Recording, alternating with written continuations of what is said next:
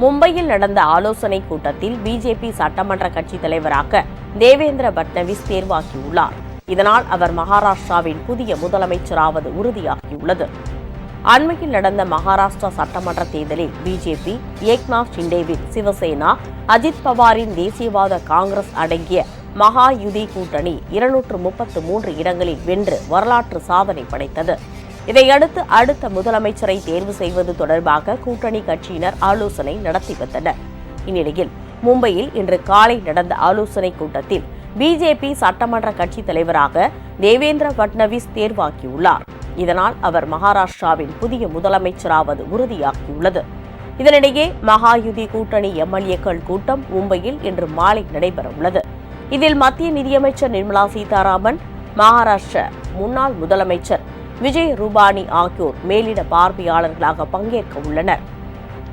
இந்த கூட்டத்தில் முதலமைச்சராக தேவேந்திர பட்னவிஸும், துணை முதலமைச்சராக ஏக்நாத் ஷிண்டேவும், அஜித் பவாரும் தேர்வு செய்யப்படுவார்கள் என தெரிகிறது.